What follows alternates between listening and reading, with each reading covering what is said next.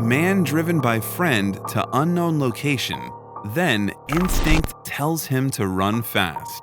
Imagine being alone in a place you don't know, far away from anyone who would be able to hear your cry for help. The raw feeling of terror as you look at the one who brought you to that place and the wonder, did he know what you did?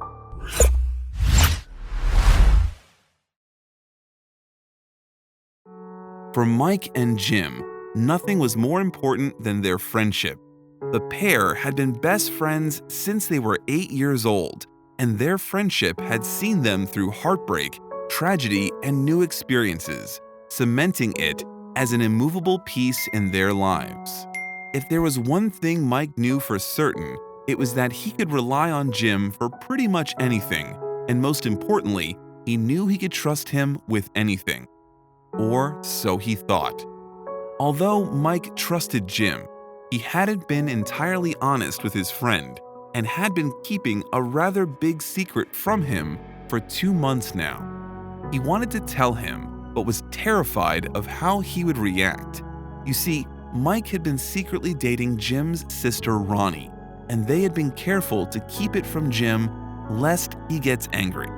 However, Mike also felt very guilty about keeping the secret, and there were some instances that made him think that Jim may have uncovered his secret. Mike didn't want their friendship to end over something like this, since he actually really liked Ronnie, and so decided to test the waters and invited Jim to meet up with him at a coffee shop. To Mike's surprise, Jim answered with an abrupt "on my way," without any emojis, no gifts, nothing like how they usually text, and Mike felt like a stone had dropped in his stomach. He had a feeling that things weren't going to be pretty. Mike waited for 45 minutes for Jim to arrive, but his friend had yet to show up. Mike's nervous mind wondered if he had been left hanging as some kind of petty revenge. Jim hadn't told him he would be late, and his phone had been turned off, so Mike couldn't even contact him. Just as Mike thought that it would be best to leave, another message from Jim came to him, which left Mike even more stumped. "Change of plan. I'll pick you up and we can go somewhere else," read the message, just as abrupt and cold as the first. Mike reread the text a few times, hands clammy with sweat. Was there a reason they had to go somewhere else? Were there too many witnesses to the black eye he had coming? "Sure thing," Mike replied nervously, before immediately regretting it the moment he hit send. However, there was nothing he could do now, and he would have to face up to Jim's anger and give a proper explanation about the relationship between him and Ronnie. So he waited outside, mentally preparing himself for the bruising he would no doubt receive, but he had no idea that Jim had a much bigger plan in mind. Mike swallowed hard as he spotted Jim's car pulling around the corner, and before he could react, Jim rolled down the window and curtly told him to get in the car. Mike did as he was told and hopped in the car. Mike showed no reaction to his appearance, not saying a single hello or doing the handshake they had practiced all their lives. "Where are we going?" Mike asked, suddenly finding his friend very intimidating. "You'll see," Jim replied distantly.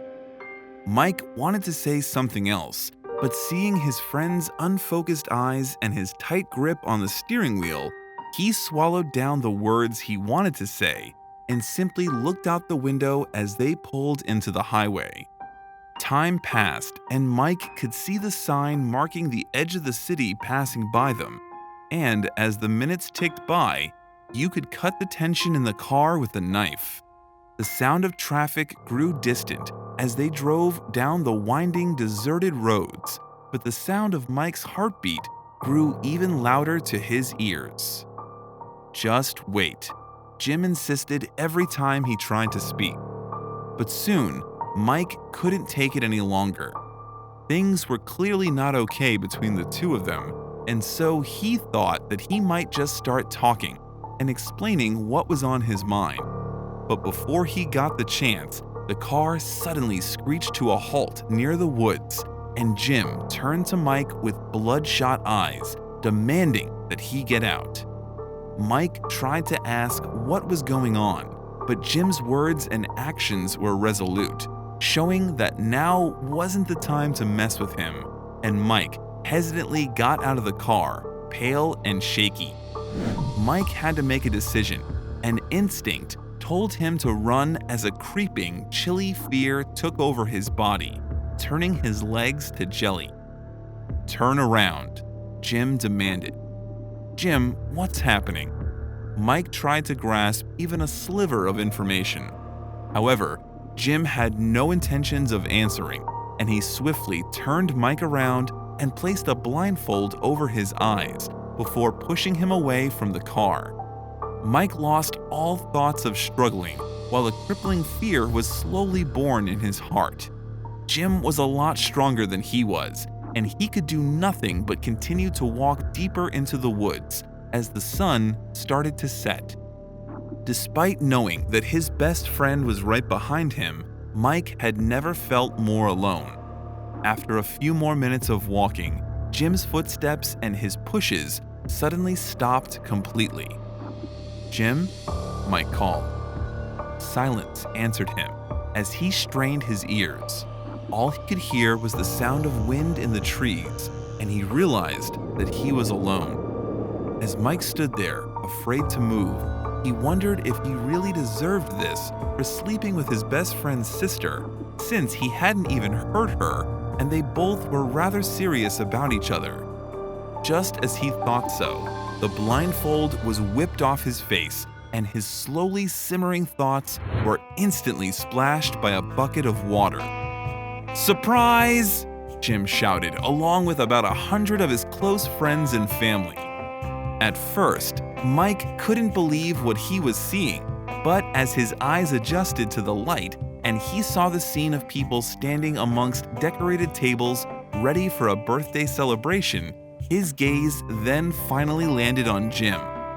"Happy birthday, Mike," Jim said with a wide grin. Mike had so many thoughts running through his head at the moment that he could hardly string together two coherent words.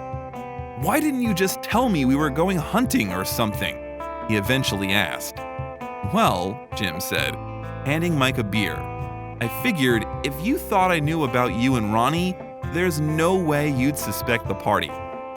Mike had taken a sip of the beer to calm his nerves, but the new information made it spray out of his nose in his hurry to spit it out.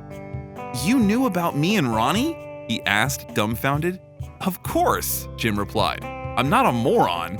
But you are if you don't go over there and say hello." With that, Jim moved aside to reveal Ronnie, standing in the clearing in a stunning summer dress. What are friends for, eh?